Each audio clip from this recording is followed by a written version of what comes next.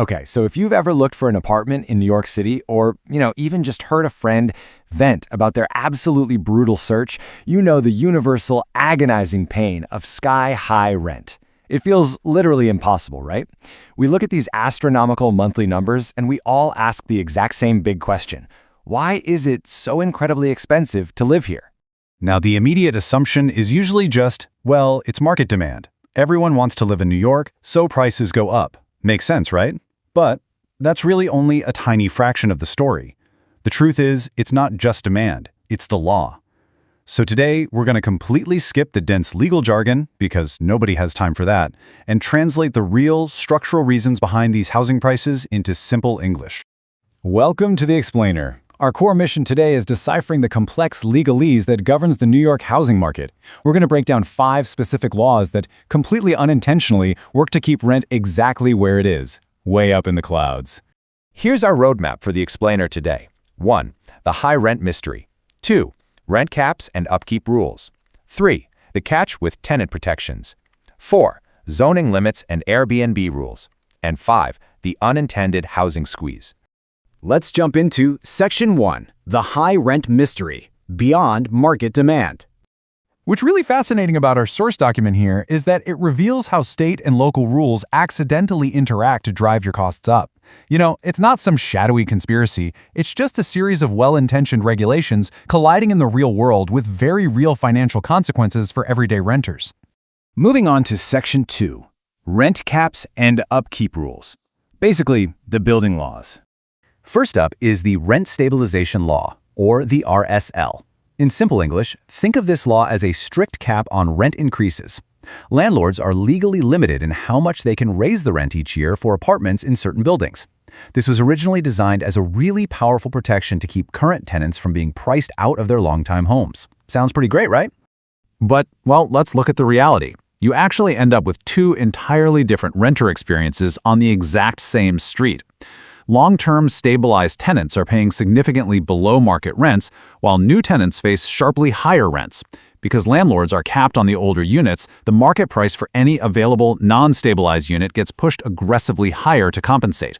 So new renters essentially end up subsidizing the older ones. Crazy, right? The big unintended consequence here is that developers avoid these stabilization rules altogether by exclusively building exempt luxury apartments. They know they can't get market returns on moderately priced units, so they simply stop building them. This leaves you, the average renter, with way fewer moderately priced options to choose from. It also really reduces the incentive for landlords to properly maintain the capped buildings they already own. And that brings us to our second building law, the Housing Maintenance Code. Basically, older buildings must meet strict modern codes for plumbing, heating, and structural integrity. Now, to be clear, this is absolutely crucial for basic safety. Nobody wants to live in an unsafe building, but considering a huge chunk of New York's buildings were built before World War II, retrofitting them to meet modern legal standards is incredibly expensive.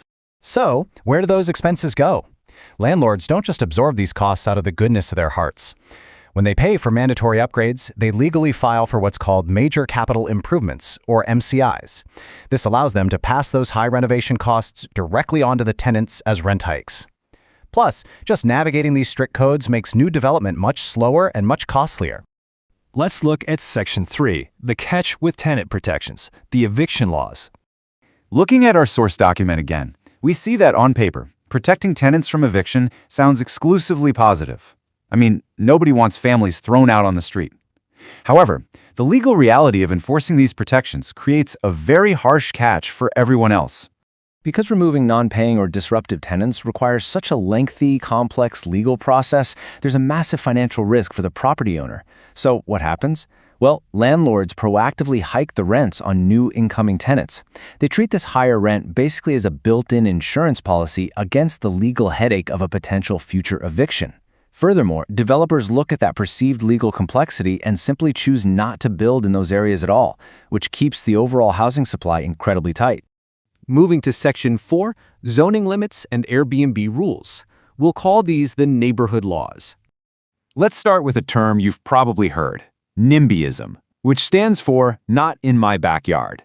In plain English, this means local residents can use community opposition, often backed by zoning laws, to legally stop or delay new housing from being built in their specific area.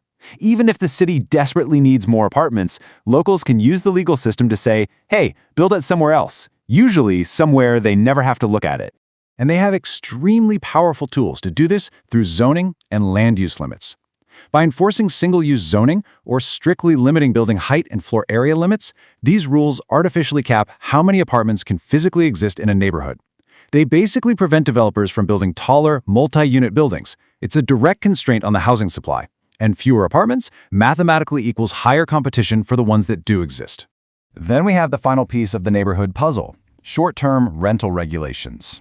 The specific rule here is the one-unit rule, which states apartments cannot be rented short-term, like on Airbnb, unless the owner actively lives there. Now, this is meant to protect the housing supply, but the critical problem highlighted in the source is that enforcement of this rule is incredibly inconsistent. Because enforcement is so weak, a lot of landlords illegally rent out their apartments to tourists anyway. Why? Well, because a tourist will gladly pay more for a weekend than a long-term renter pays for a whole month. This actively sucks up the available long-term housing stock like a vacuum. It creates an unintended, artificial scarcity for traditional renters, and as we know, fewer available units means the prices for the remaining ones will naturally spike. And finally, Section 5, the unintended housing squeeze, tying it all together. As the conclusion of our source document proves, the core issue of high rent in New York isn't just one bad law or one greedy developer.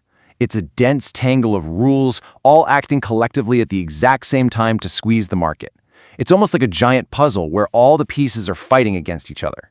Let's walk through it step by step. First, rent caps discourage developers from building affordable units. Second, strict upkeep codes raise maintenance costs, which are passed right to you. Third, eviction blocks create a legal risk, so landlords charge a premium to new renters. Fourth, zoning limits physically prevent enough new apartments from being built. And fifth, short-term rentals illegally eat up the few units that are actually left. Every single law layers heavily on top of the other to actively restrict your housing options. This quote directly from our source absolutely perfectly summarizes everything we've uncovered today. While each law serves a purpose, collectively they restrict housing supply, increase costs for landlords, and push market rents higher for new tenants. It's essentially the perfect storm of good intentions in the legal code, unintentionally creating a brutal, expensive reality for everyday renters. So, we're left with a massive challenge.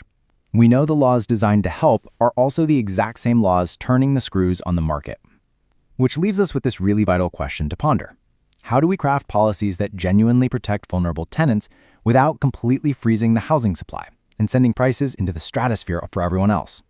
It's a delicate balance, for sure, and one that desperately needs solving.